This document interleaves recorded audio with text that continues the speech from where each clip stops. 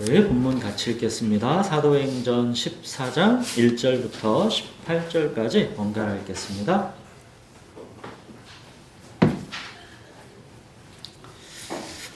이에 이고니온에서 두 사도가 함께 유대인의 회당에 들어가 말하니 유대와 헬라의 허다한 무리가 믿더라. 그러나 순종하지 아니하는 유대인들이 이방인의 마음을 선동하여 형제들에게 악감을 품게 하거든. 두 사도가 오래 있어 주를 힘입어 담대히 말하니 주께서 그들의 손으로 표적과 기사를 행하게 하여 주사 자기 은혜의 말씀을 증언하시니 그 시대의 무리가 나뉘어 유대인을 따르는 자도 있고 두 사도를 따르는 자도 있는지라. 이방인과 유대인과 그 관리들이 두 사도를 모욕하며 돌로 치려고 달려드니 그들이 알고 도망하여 루가온이 아예 두서 루스드라와 더베와 그 근방으로 가서 거기서 복음을 전하니라. 루스드라에 발을 쓰지 못하는 한 사람이 앉아 있는데 나면서 걷지 못하게 되어 걸어본 적이 없는지라. 바울이 말하는 것을 듣거늘 바울이 주목하여 구원받을 만한 믿음이 그에게 있는 것을 보고 큰 소리로 이르되 내 발로 바로 일어서라 하니 그 사람이 일어나 걷는지라. 무리가 바울이 한 일을 보고 루가오니아 방언으로 소리질러 이르되 신들이 사람의 형상으로 우리 가운데 내려오셨다 하여 바나바는 제우스라 하고 바울은 그 중에 말하는 자이므로 헤르메스라 하더라. 시외 제우스 신당의 제사장이 소와 화환들을 가지고 대문 앞에 서서 무리와 함께 제사하고자 하니 두 사도 바나바와 바울이 듣고 옷을 찢고 무리 가운데 뛰어들어가서 소리지르라. 이르되 여러분이여 어찌하여 이러한 일을 하느냐 우리도 여러분과 같은 성정을 가진 사람이라. 여러분에게 복음을 전하는 것은 이런 헛된 일을 버리고 천지와 바다와 그 가운데 만물을 지으시고 살아계신 하나님께로 돌아오게 함이라. 하나님이 지나간 세대에는 모든 민족으로 자기들의 일을 하게 강림하셨으나 그러나 자기를 증언하지 아니하신 것이 아니니 곧 여러분에게 하늘로부터 비를 내리시며 결실기를 주시는 선한 일을 하사 음식과 기쁨으로 여러분의 마음에 만족하게 하셨느니라 하고 이렇게 말하여 겨우 우리를 날려 자기들에게 제사를 못하게 합니다. 예. 우리가 지난주에 이 비시디아 안디옥에서 이 바울이 전한 하나님의 말씀에 대한 반응은 두 부류로 갈렸었죠. 말씀을 멸시하고 버리는 자, 즉 영생을 얻기에 합당하지 않은 자로 자처하는 자와 또 말씀을 듣고 기뻐하고 찬송하는 자, 즉 영생을 주시기로 작정되어 다 믿는 자로 그렇게 둘로 나뉘었습니다. 그리고 유대교 이 기득권자들이 이방인 권력자들을 선동해서 이 바울과 바나바를 박해해서 그들을 비시디아 안디옥에서 쫓아냈습니다. 그래서 바울과 바나바는 180km 정도 떨어진 이고니온으로 이제 갔습니다. 이 모두 다 오늘날 터키 지역의 도시들이고 이제 그 당시 이제 갈라디아 지역의 이제 도시들입니다. 자, 이제 1절 보시면 그렇게 바울과 바나바는 이제 이고니온에 도착해서도 이제 하나님의 은혜의 복음을 전했고 이곳에서도 유대와 헬라의 허다한 무리가 믿었습니다. 그랬더니 2절 여기서도 마찬가지로 은혜의 복음에 순종하지 않는 유대교 기득권자들이 이제 이방인들의 마음을 선동해서 은혜의 복음을 믿고 이제 그리스도인이 이제 막 된 그 형제들에게 악감을 품게 만들었습니다. 은혜의 복음이 뿌려지는 곳에 이제 예수님께서 이미 말씀하셨던 대로 분쟁이 일어나고 있는 것이죠. 예수님께서 그러셨었죠. 내가 세상에 화평을 주려고 온 줄로 아느냐? 내가 너희에게 이르노니 아니다. 도리어 분쟁하게 하려 함이다.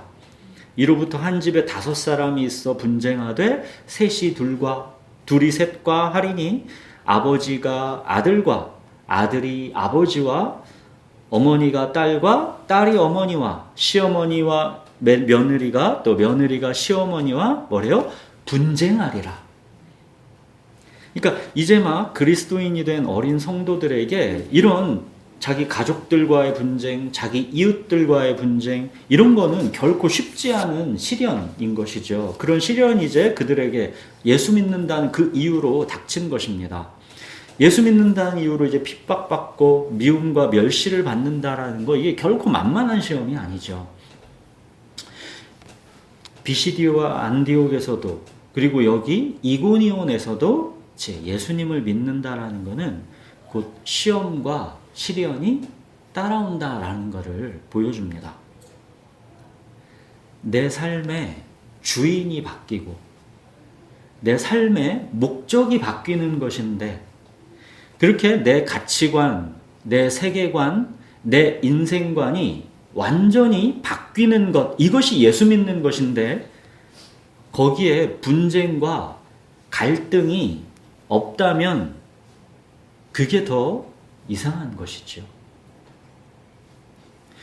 이곳 이고니온에서의 영적 전투가 매우 치열했던 걸로 보입니다. 그래서 3절에 보시면 바울과 바나바가 이곳에서 오래 머물면서 주를 힘입어 담대히 하나님의 말씀을 선포했다 그러죠.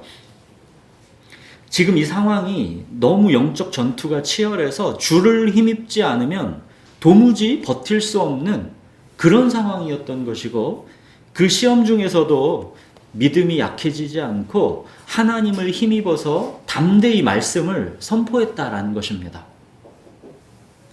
바울과 바나바의 이 오직 하나님만 힘입고자 하는 그 담대한 믿음에 하나님께서 응답해 주셨습니다. 3절 후반부에 보시면 주께서 그들의 손으로 표적과 기사를 행하게 하여 주사 자기 은혜의 말씀을 증언하시니. 영적 전투가 치열한 그 상황에서 하나님께서 이제 표적과 기사를 바울과 바나바의 손으로 행하게 해주셨습니다. 표적과 기사의 목적은 다른 게 없습니다. 그 목적은 언제나 오직 하나, 하나님께서 자기 은혜의 말씀을 스스로 증언하시는 것입니다. 하나님의 은혜의 말씀을 믿게 되는 것.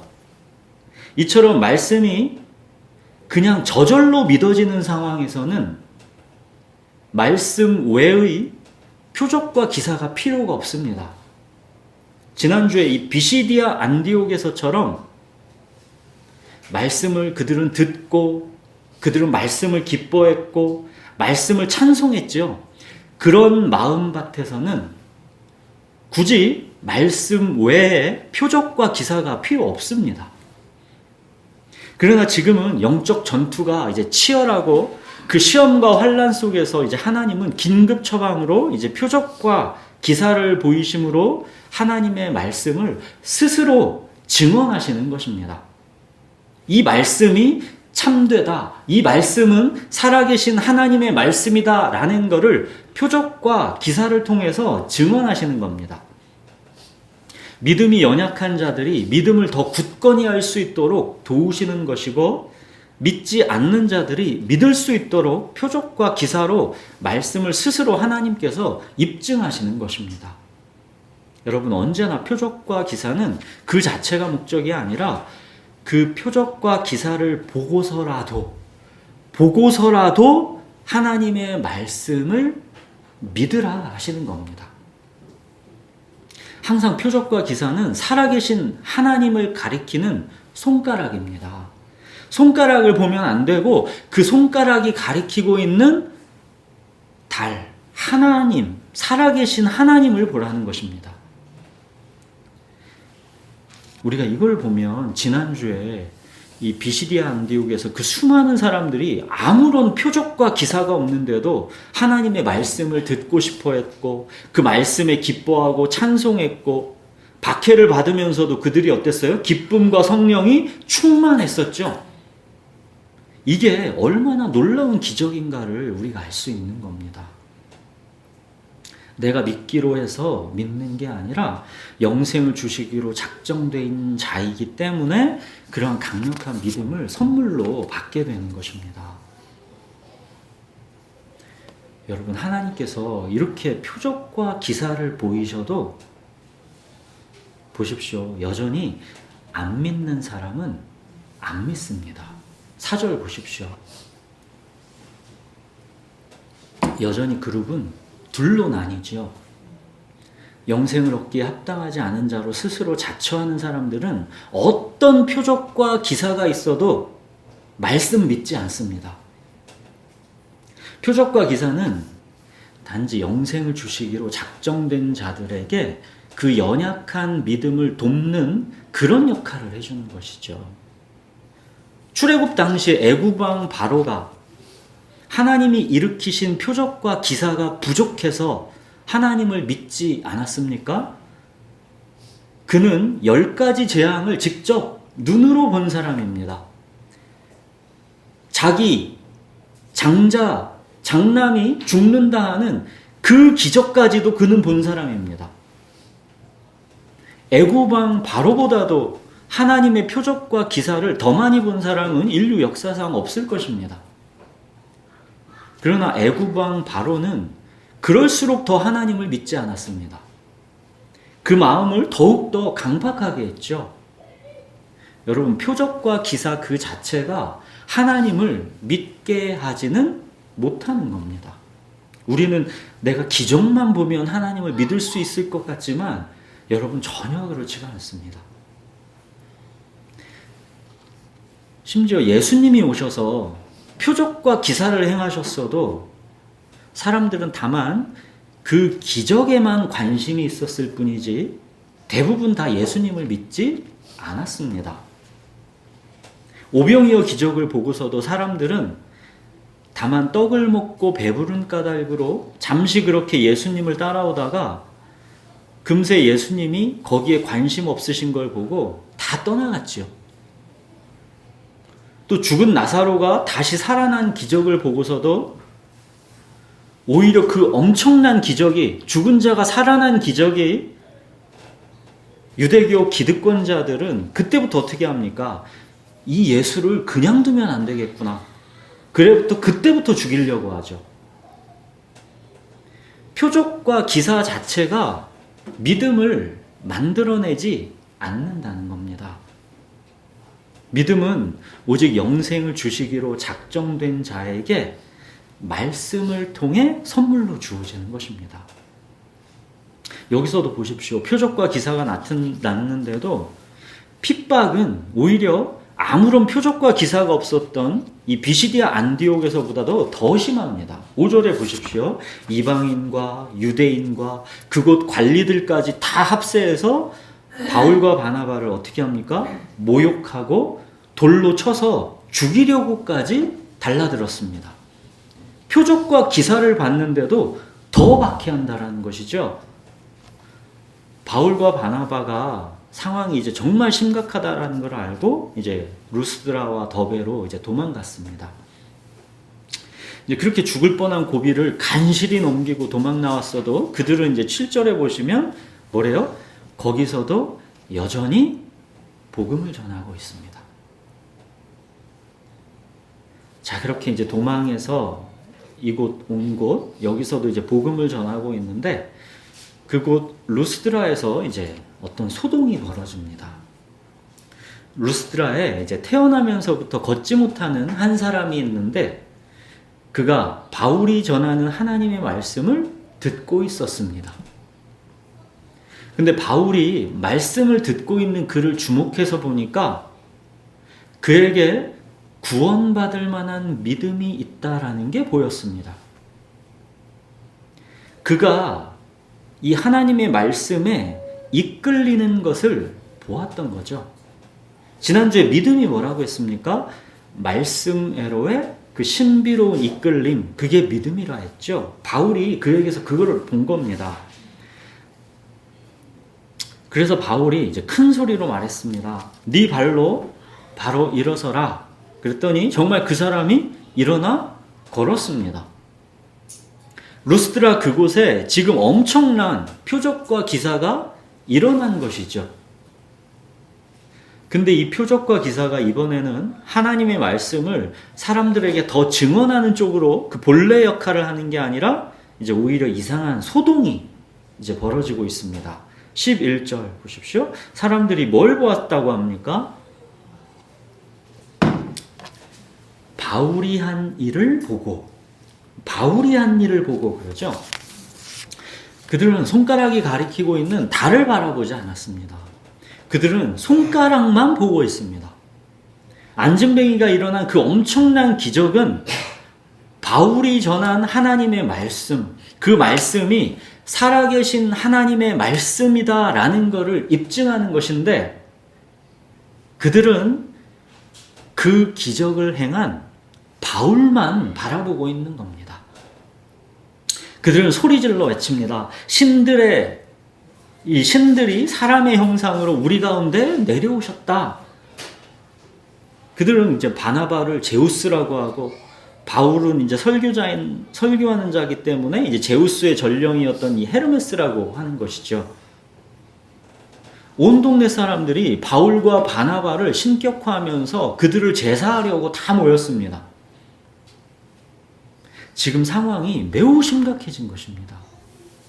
14절, 바나바와 바울이 옷을 찢고 무리 가운데 뛰어들어가서 당장 그만두라고 소리질러 외쳤습니다. 당연하지요. 바나바와 바울이 그렇게 이런 상황을 그냥 두면 안 되는 거죠. 이 행동이 우리가 보기에는 여러분 당연해 보이지만 사실 막상 우리의 현실 속에서 우리가 바울과 바나바라면 이런 일들이 우리에게 벌어지면 자기 본분을 까먹고 자기가 신격화되는 것을 은근히 즐기는 것이 사람의 연약함입니다. 우리에게는 사람들에게 인정과 칭찬을 받고 영향력을 강력하게 행사하면서 자기가 없으면 안 될 중요 인물이 되기를 원하는 그런 위험성이 있는 것입니다.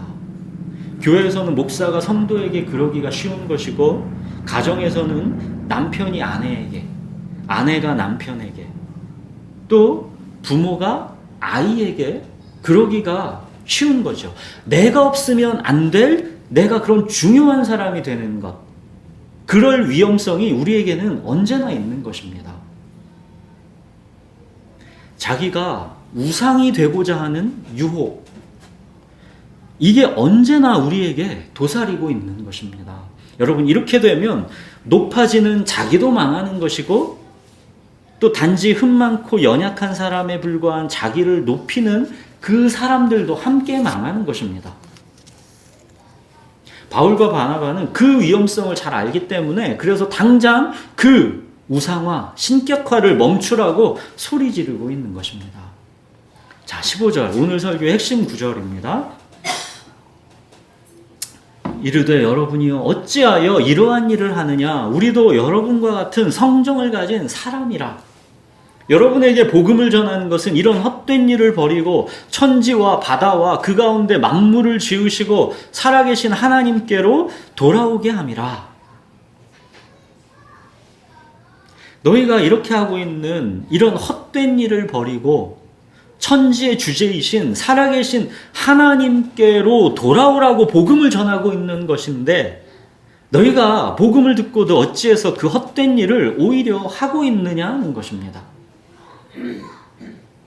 이런 헛된 일을 버리라 그러고 있는데, 여러분, 그 헛된 일이라고 하는 이 헛된 일의 핵심이 뭡니까? 우상숭배입니다. 돈을 우상으로 삼든, 사람을 우상으로 삼든, 건강을 우상으로 삼든, 내 즐거움과 성공을 우상으로 삼든, 그 우상을 의지해서 살아가 보려고 하는 것, 그 우상을 의지해서 행복해 보려고 하는 것, 이것이 우상숭배입니다. 내가 주인 삼은 우상, 그게 돈이든 사람이든 건강이든 즐거움과 성공이든, 여러분, 우상은 나에게 안식을 주지 못합니다. 얼마 못 가서 내가 주인 삼은 우상의 그 허약하고 형편없는 실체가 드러납니다. 여러분, 그리고 또 잘 생각해 보십시오. 지금 이 사람들이 막 바울과 바나바를 막 우상화하고 신격화했지만, 그들을 막 신이라고 찬양했지만, 그들이 진정 신으로 여기고 있는 것은 사실은 자기 자신입니다. 어떤 우상을 숭배하는 것은 그 우상 자체를 찬양하고 경배하려는 목적이 아니라 그 우상을 통해서 자기 자신의 욕망을 충족시키려고 하는 것이죠. 자기 자신의 욕망을 채워줄 알라딘 램프의 지니를 갖고 싶어 하는 것입니다. 핵심은 자기 욕망이 자기의 신인 것입니다. 자기 자신을 신격화하고 하나님은 자기를 섬기는 수단으로 여기는 종교, 이 종교적 본능은 인간의 뿌리 깊은 우상 숭배의 죄인 것입니다. 이 사람들이 바나바와 바울을 제우스, 헤르메스 막 이렇게 우상 숭배하는 것이나, 또 이스라엘 백성들이 금송아지 만들어 놓고 그 금송아지를 우리를 위하여 우리를 인도할 신이다 이렇게 칭송하면서 그 금송아지를 뭐라고 불렀습니까? 하나님이라고 불렀죠. 이게 우리 하나님이다. 이게 지금 뭐가 다르겠습니까? 이거는 인간에게 항상 있어오는 종교적 본능입니다. 자기 자신을 사실 신격화하는 똑같은 종교적 본능인 것이죠. 이게 바로 우리가 버려야 할 헛된 일입니다. 자기를 신격화하는 이런 헛된 일을 버리고 천지의 주제이신 살아계신 하나님께로 돌아오는 것. 내가 나의 주인이 아니라 살아계신 하나님이 내 주인이 되시는 것. 이게 바로 종교가 아닌 신앙입니다. 여러분, 지금 우상 숭배하는 이런 헛된 일을 버리라고 옷을 찢고 있는 이 바울에게, 여러분, 이 바울에게는 십자가에 달려 죽은 그 예수가 썩음을 당하지 않았다는 것, 부활하신 예수가 자기에게 나타나셨다라는 것은 바울 그의 모든 가치관과 세계관을 송두리째 다 흔들어버리는 충격이었습니다.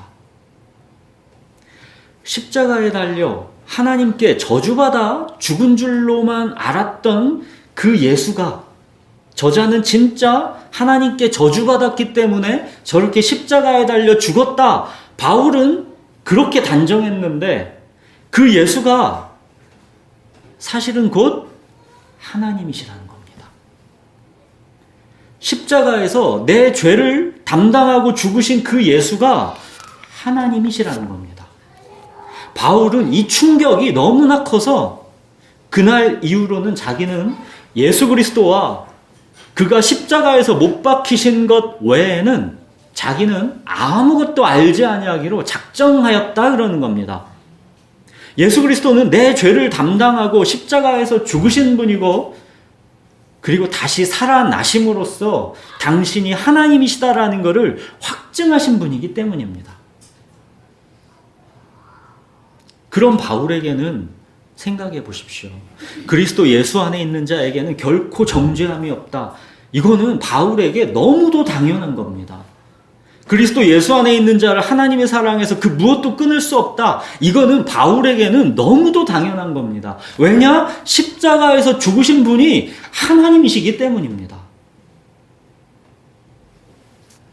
천지의 주제이신 살아계신 하나님께서 우리를 향한 사랑을 이렇게까지 확증하셨는데, 이렇게까지 우리를 찾아오셔서 하나님께로 돌아오라고 하시는데, 여전히 자기를 주인 삼아 우상 숭배하고 있는 이 너무도 헛된 일을 하고 있는 그 일, 이거 너무 바보 같은 짓이다라고 지금 바울과 바나바가 옷을 찢고 있는 겁니다.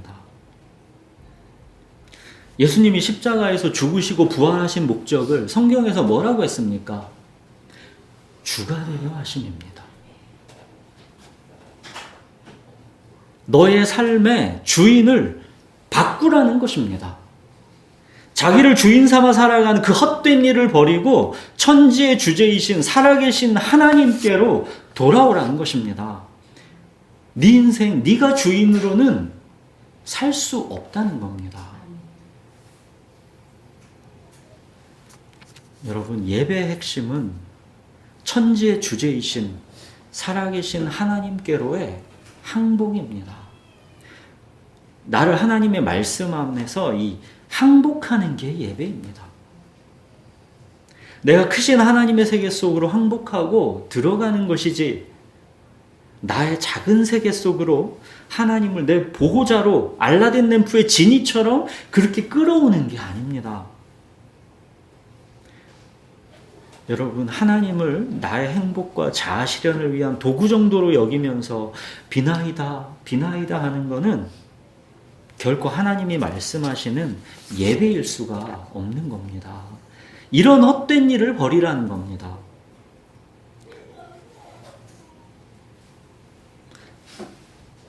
여러분, 하나님이 다만 나를 위하여 나를 인도하신 그런 금송아지가 아니라 천지의 주제이신 살아계신 하나님이기 때문에 우리를 구원하실 수 있는 겁니다. 십자가에 달려 죽으신 그 예수가 썩음당하지 않으셨기에, 그가 죽을 수 없는 하나님이시기에 우리를 죄와 죽음에서 구원하실 수 있는 겁니다. 우리가 우상으로 삼는 돈, 사람, 건강, 즐거움, 성공, 이런 것들이 우리에게 약간의 행복감을 주는 것이 사실이지요. 사실이지만 그것이 인간의 이 근원적인 문제인 우리의 죄와 죽음 앞에서 아무런 힘이 없습니다. 여러분, 돈, 사람, 건강, 즐거움, 성공 이런 게 막 우리를 만족하고 행복하게 해주는 것 같죠. 그게 막 즐거움을 주는 것 같죠. 근데 여러분의 이 한 주, 여러분은 만족하셨습니까? 여러분 행복하셨습니까? 이게 안 됩니다. 나 자체가 죄 많고 흠 많은 연약한 그러한 죄인이고, 내가 함께 살아가는 우리의 사람들 자체가 나랑 똑같은 이기적이고 자기밖에 모르고 사랑이 없고 무능한 무정한 차가운 인생들이기 때문에 그 속에서 살아가는 우리는 아무리 돈, 사람, 즐거움, 성공, 만족 다 내가 갖고 살려고 해봐도 안 됩니다. 여러분, 그거 아무리 해보십시오. 안 됩니다. 우리를 죄와 죽음에서 구원할 수 있는 것은 예수 그리스도 뿐입니다. 우리를 죄와 죽음에서 구원하여 자유케 하시는 분, 우리의 실패, 이 연약한 우리의 삶을 다시 회복시키고 다시 주님 앞에 나아가서 화평을 찾게 하시고, 그래서 다시 우리가 하나님을 호흡하는 이 영생을 우리에게 주시는 분, 오직 천지의 주제이신 살아계신 하나님뿐입니다. 여러분, 굳이 나 자신을 신격화하면서 나 자신을 주인으로 삼을 거라면, 하나님을 다만 그런 금송아지 취급하려면, 여러분 뭐하러 그런 종교적 아편에 취하려고 시간 들이고 돈 들여가면서 교회에 나옵니까? 종교는 하나님이 내 안에 살아계신 이 영원한 생명, 이 영생을 맛보게 하지 못합니다. 우리를 죄와 죽음에서 해방해서 하나님과 화평을 누리는, 우리는 매일 실패하고 넘어지는 연약한 존재이지만 그런데도 우리가 다시 일어나서 주님과 화합할 수 있는 이 화평, 이 자유함을 줄 수 있는 이 깊은 자유와 평안, 여러분 이게 종교에는 없습니다. 이건 오직 천지의 주제이신 살아계신 하나님이 내 주인이신 신앙에만 있는 겁니다. 내가 원하는 모양의 행복과 자아 실현의 길, 내가 정한 그 길로 하나님은 나를 위하여 나를 인도해 달라는 그런 종교에는 약간의 위로와 만족은 있을지 모르지만 여러분 거기에는 구원은 없습니다. 구원은 거기에 없습니다. 죄와 죽음에서 해방하여 하나님과 화평을 누리는 영생이 거기에는 없습니다. 연약하고 흠 많은 우리 인생은 천지의 주제이신 살아계신 하나님이 우리의 목자이셔야 우리가 그때 부족함이 없는 안식을 누리게 되는 것이지, 다른 어떤 우상을 의지한다고 해서 우리의 영혼이 채워질 수는 없는 겁니다. 나만 잘해도 되는 게 아니거든요. 나만 열심히 해보려고 해도 되는 게 아니에요. 우리가 살아가는 이 토양 자체가, 만나는 사람 자체가, 함께 사는 사람 자체가 여러분 안 됩니다. 우리는 그 속에서 하나님 없이는 살아갈 수가 없는 겁니다.